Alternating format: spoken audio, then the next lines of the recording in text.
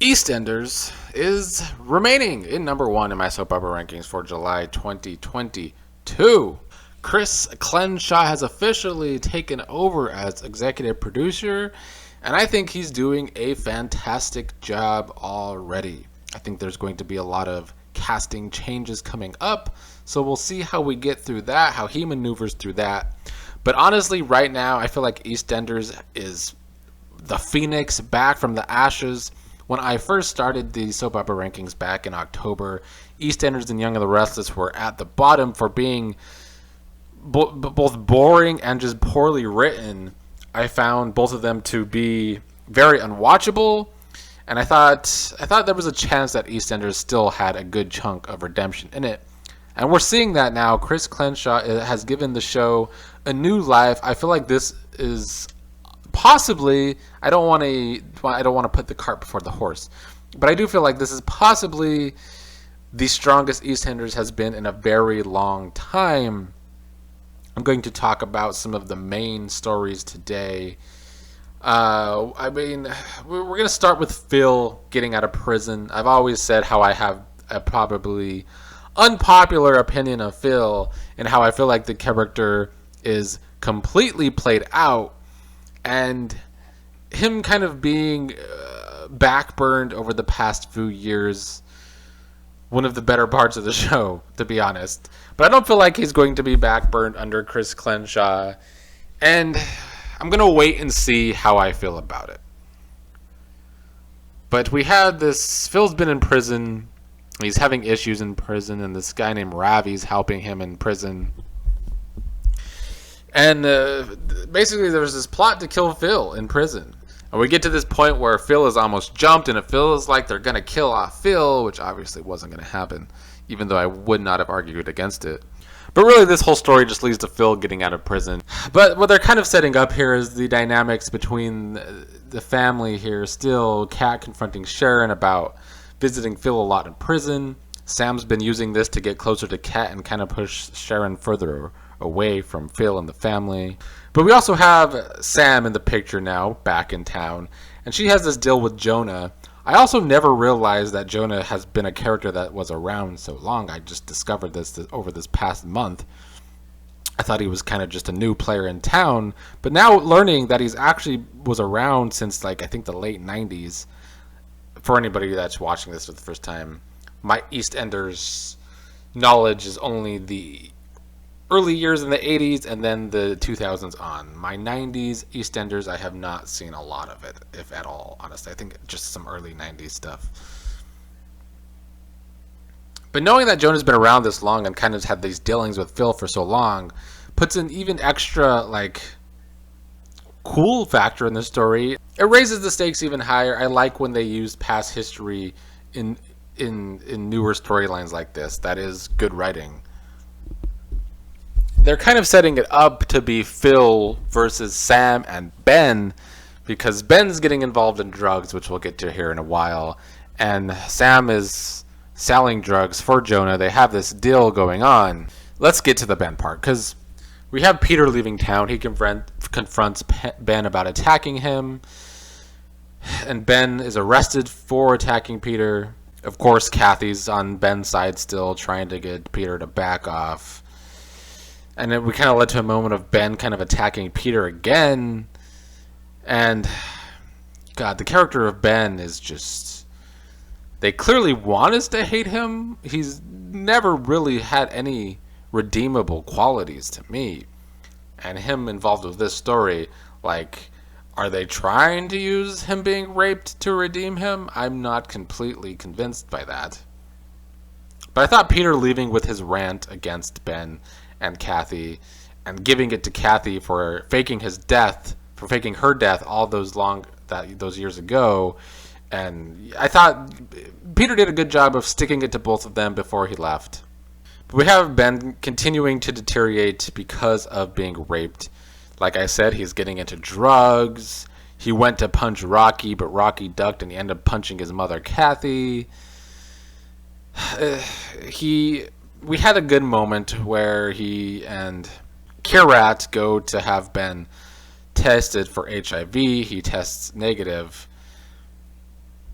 And Ben is feeling a lot of guilt because he feels responsible for Kirat's brother Jags dying in prison because Ben called off the protection for him. This came out causing a rift between Kirat and Ben. Obviously, Kirat wanting to kill Ben. That led to another big story for the Pensiers and their drama, which I'll get to here in a while. But it also led to Kathy eventually telling Phil that Ben was raped, and that's why Ben is like unraveling here. So Phil, of course, goes to Ben trying to get him to confess to it.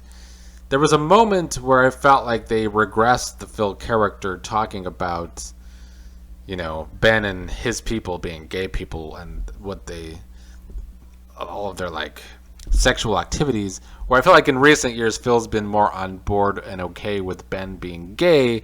I don't know why Chris Clenshaw seems to be wanting to regress the character of Phil with that. We'll see. But like I said, I feel like they're setting up Phil versus Sam and Ben with the whole Jonah side of that story. I haven't seen any August yet. I've only watched up to the end of July that I'm talking about this. EastEnders in number 1 for July. But I still think the writing for this story is strong, and I want to see where they go with all the characters. Ben was getting really annoying again this month, but I mean, he is falling apart for a big reason.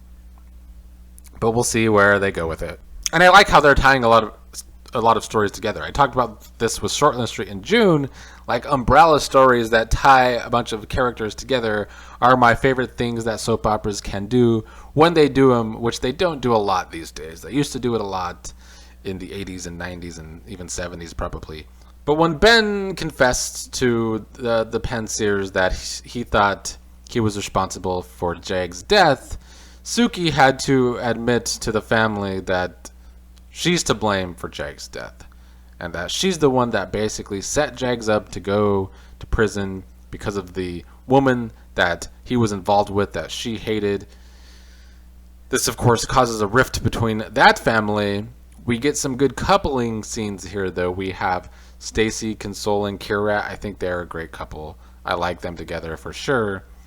We also have more between Suki and Eve, and those two have a spark as well. I think we're going to get some showdowns coming with the Pensier family when another character arrives, which I don't like spoilers, but I was spoiled about that. So I think we're going to get some interesting scenes for the family, and maybe, we have Ash, who is the lesbian who's very proud about being a lesbian, and then we have Suki, who has her lesbian urges but doesn't like to give in to them because of the way she was raised, obviously. And I feel like she wants to be Ash. She kind of has negative feelings about her own daughter because her own daughter is able to be so present in her feelings for being gay. And we see Ash kind of coming on to Eve more, but Eve's kind of into her mother Suki. So some really good dynamics here for this family as well. And I really feel like that is what Chris Clenshaw is bringing to the table and doing a very good job. Building back up a lot of families on this show so that the drama can kind of happen within these families. We even see Mitch getting more of a family here, which I think is great and needed for the show. At first, he's not happy to see his brother Avery. They've had a bad past together, kind of a family feud. Avery's kids, Finley and Felix, come to town. Felix is a drag queen named Tiramisu. I like that they have a drag queen character coming on to the scene here. I like that Mitch is getting a family. It comes out that Avery has terminal cancer. We also had a really good discussion between Mitch and Phil, just talking about life. I think those scenes were really well done, really well written. And then, of course, Avery ends up dying at his final party, which I thought was a really heartbreaking scene for a character that came just recently. Just in the month of July, really. So, more strong writing here. We see Mitch's family being built up, another family being built up. We see that Avery left nothing in his will. He was penniless because of the business already doing bad before COVID, and then COVID just completely put it under. So there's nothing to leave behind for Finley and Felix. So more family drama here. So Chris Clenshaw just really bringing it, really building these families up on the show. And I think that's a great way to build the show back up. Make these families have all the drama in between them. Family drama makes soap operas work. And I think EastEnders is going to do a really good job at that. So far, so good from Chris Clenshaw, keeping EastEnders the #1 soap opera for July. Honestly, by far,